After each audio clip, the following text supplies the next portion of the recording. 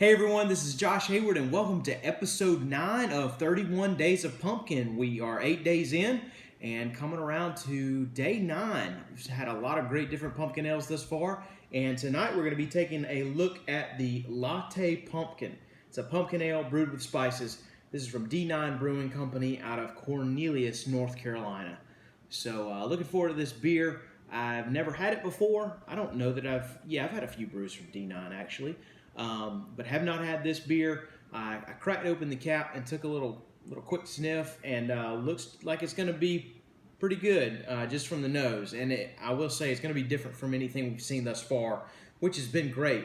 You know, we haven't had a brew that's been alike yet. I know I've said that in like pretty much every video, but that's great. You know, we're going through 31 of these things, and we've yet to have one that has been just like one of the other ones. So 9 days in, and we've had a good variety here. So let's see what we've got. All right, got a beautiful dark amber color there. Very dark amber.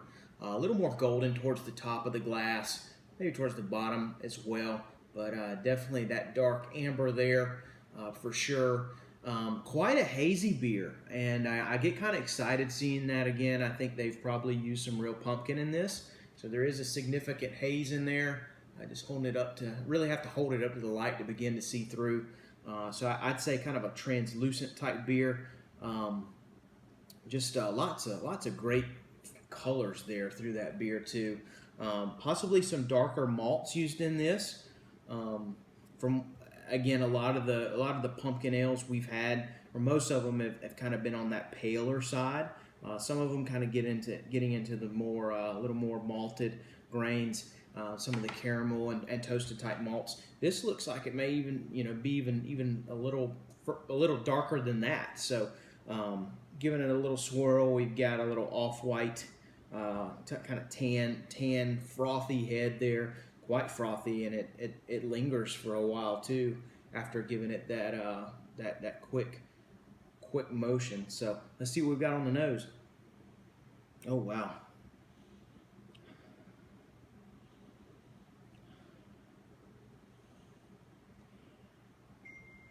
I'm getting notes of like milk and milkshake and maybe even some chocolate. Some autumn spices in there for sure. Maybe some pumpkin spice, and then some toasty notes too from some of that malt. But at first sniff, I feel like I'm sniffing like chocolate milk in a way. Yeah, it's like that milky type aroma that you get with milkshakes and types of things like that. Just with that sniff, I'm thinking they might have used some lactose in this beer. Lactose being the sugar that's found in milk fat. It gives a milky type characteristic to the beer, not only in mouthfeel but in flavor as well. So again, this is going to be very different from anything we've had. This Latte Pumpkin, I guess it's lining up kind of with the latte, using milk and whatnot. Maybe even some notes of vanilla in there too. So let's see what we've got. Cheers.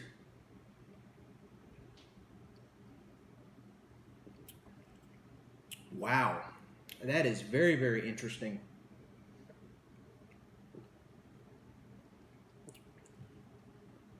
Bear with me one moment. I'm getting some chocolate notes in there. Maybe some subtle coffee notes, vanilla, milk, like cream. I think cream because of like pumpkin pie, like whipped cream on pumpkin pie.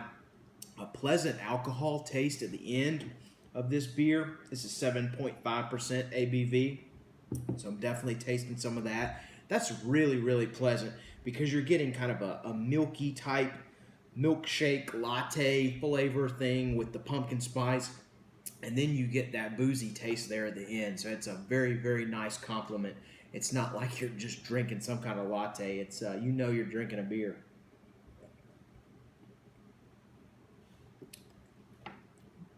Medium mouthfeel, kind of after several sips, a little more heavy. but medium mouthfeel for sure.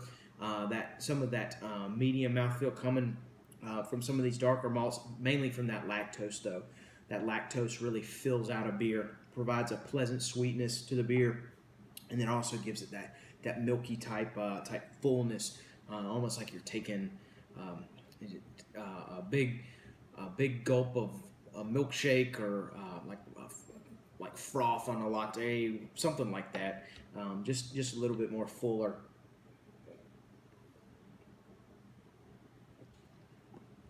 The pumpkin spice is there for sure. Little bit of cinnamon, maybe some nutmeg and ginger.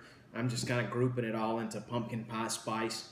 I with Due to the cloudiness of that beer, I'm kind of led to believe they might have actually used some pumpkin in the brew.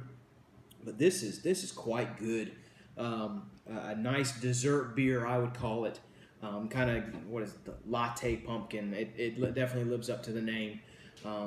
Very pleasant, easy to drink, medium mouth feel, malty sweetness, lactose, also some sweetness coming from the lactose. Nice pumpkin spice. That creaminess from the lactose. I feel like I'm drinking a milkshake beer.